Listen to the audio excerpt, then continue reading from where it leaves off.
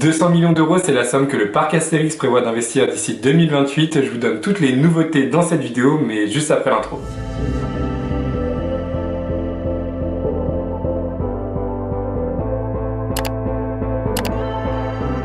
Alors que la saison 2024 bat son plein avec son lot de nouveautés dont je vous mets une vidéo juste ici à ce sujet, le parc Astérix s'apprête à investir beaucoup et même énormément dans les années à venir avec un plan d'investissement dont la première phase se déroulera de 2025 à 2028 et s'élèvera à 200 millions d'euros. Avant d'aller plus loin, toutes les annonces et nouveautés dont je parlerai dans cette vidéo n'ont pas encore été officialisées par le parc. Ce sont des informations ici de différents documents publics concernant l'aménagement global du parc Astérix, dont l'urbanisme, l'environnement par exemple. Et je remercie donc les équipes de Dimension Parc qui ont détaillé et épluché des centaines voire des milliers de pages pour les partager au plus grand nombre. Et j'en profite également pour vous inviter à vous abonner à la chaîne et d'activer les notifications pour ne louper aucune des prochaines vidéos. Ici on parle de l'actualité des parcs et bien plus encore, donc vos soutiens est le bienvenu. Commençons dès maintenant avec 2025 où nous aurons la chance de découvrir et de tester un tout nouveau coaster familial. En effet, après l'ouverture de Toutatis en 2023, il fallait se douter qu'un coaster destiné aux familles ouvrirait ensuite, comme nous l'avons eu avec Pegasus Express, un coaster familial qui a ouvert après Osiris, coaster légendaire de la destination que l'on ne présente plus. Cette nouveauté prendra la place des attractions National 7, la Foire aux Citrouilles ou encore la Maison de la Peur qui ont toutes les trois été détruites fin 2023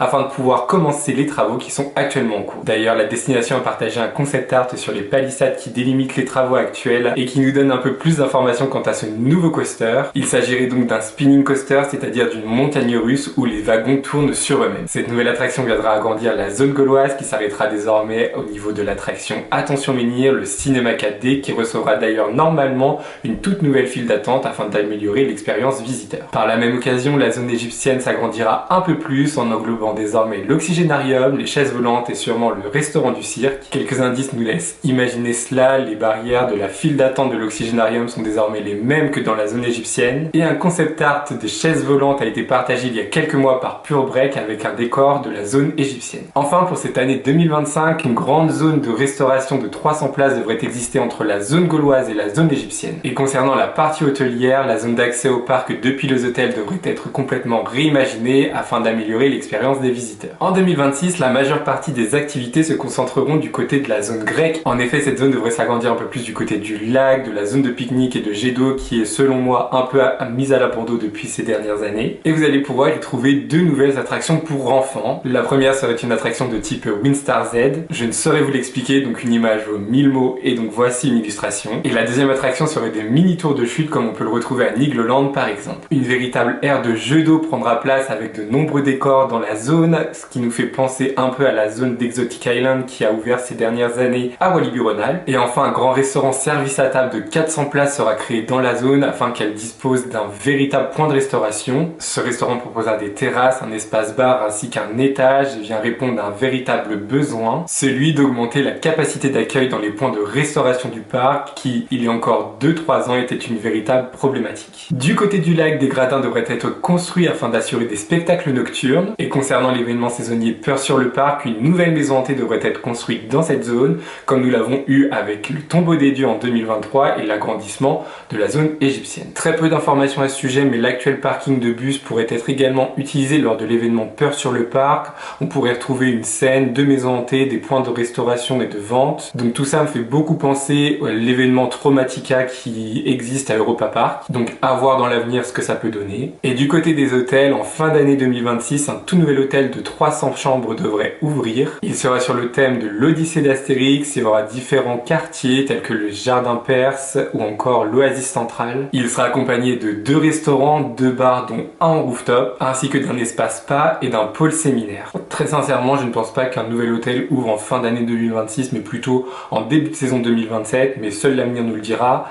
Et enfin, dans les dernières nouveautés pour cette année très chargée, il est prévu la rénovation entière de l'entrée du parc. Concernant l'année 2027, de nombreuses nouveautés nous attendent encore une fois puisque le parc Astérix décide de s'attaquer à la rénovation complète de la zone à travers le temps. Celle-ci devrait être entièrement détruite afin de proposer une nouvelle thématique qui devrait porter sur le thème de Londres, s'inspirer gérant de Astérix chez les Bretons, et proposera de nouvelles activités couvertes pour répondre à une nouvelle problématique du parc, celle du nombre d'activités proposées en intérieur qui reste très faible. Le parc souhaite ouvrir davantage au fur et à mesure de l'année, on voit par exemple avec la saison de Noël, mais malheureusement les infrastructures du parc Astérix ne permettent pas de résister face à la pluie ou encore au froid, puisque lors de l'ouverture du parc il n'était aucunement question d'ouvrir aussi longtemps dans l'année. C'est pourquoi le parc Astérix essaye de proposer davantage des activités en intérieur. Donc le remplacement de cette zone devrait se faire en 2 temps, donc permettez-moi de lire mes notes puisqu'il y a énormément de choses qui arrivent en 2027, étant donné que vous allez pouvoir retrouver à la fois une attraction familiale interactive en intérieur, 3 attractions pour enfants, une scène de spectacle en plein air proche du lac,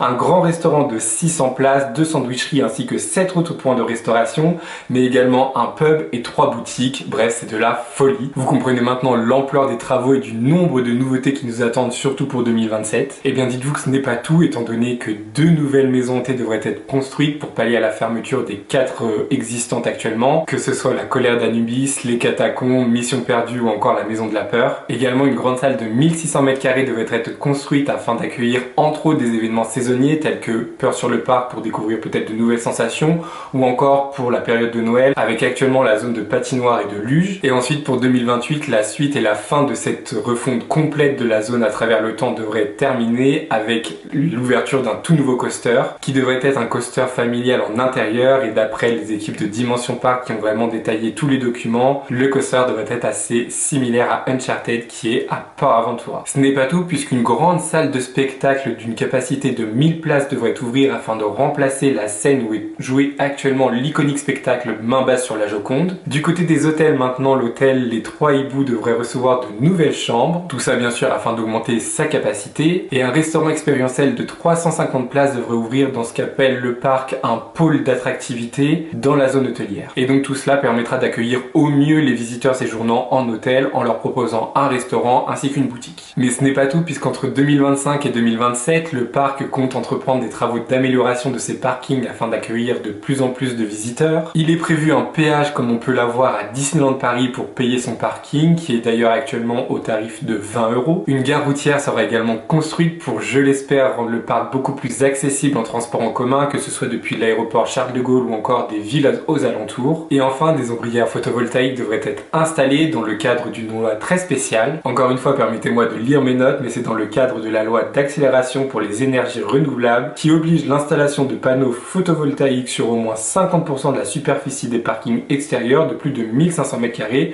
depuis le 1er juillet 2023. Donc beaucoup de mots pour dire qu'ils sont obligés de le faire, et j'en profite pour passer un petit message. Il y a énormément de parcs d'attractions ou d'infrastructures en général qui font beaucoup de greenwashing en faisant croire que ce genre d'action et d'investissement pour l'écologie souligne leur engagement pour l'environnement, alors qu'en fait ils n'ont juste pas le choix et ils doivent tout simplement appliquer la loi. Alors même si cela est toujours super positif et qu'il faut encourager ce genre d'action, il ne faut pas que les parcs s'en félicitent de trop. Avant d'aller plus loin, je vous invite à liker cette vidéo et à me dire en commentaire quelle est la nouveauté que vous attendez le plus parmi toutes celles que je vous ai présentées. Et je tiens à préciser encore une fois que rien n'a été officialisé par le parc et que d'ici 2028, tout peut changer. En fonction des retours face à ces investissements, c'est-à-dire en fonction des retombées économiques et du nombre de visiteurs annuels, le parc Astérix prévoit une deuxième phase d'investissement entre 2028 et 2031. En effet, Goudurix et toute la zone des Vikings devraient être entièrement reconstruite, donc soit on pourrait avoir la disparition totale de Goudurix ou peut-être une reconstruction de celui-ci. Un 5e hôtel devrait être construit également afin d'atteindre le nombre de 1000 chambres au total sur le site, et cet hôtel proposera une offre 4 étoiles voire peut-être 5 étoiles, et une offre de loisirs dédiée entièrement aux hôtels pourrait être construite par la suite, potentiellement un centre aquatique étant donné qu'il n'y a aucune piscine dans chacun des hôtels existants, et que souvenez-vous, lors des rumeurs concernant un parc aquatique pour le parc Astérix, la PDG du parc avait annoncé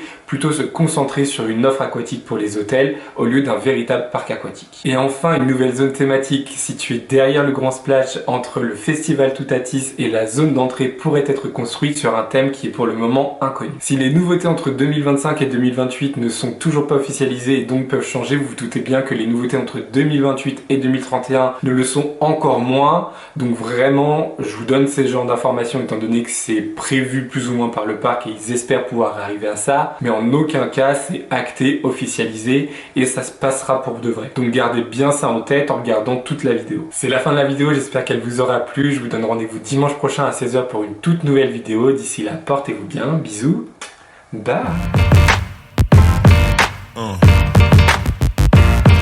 Yeah.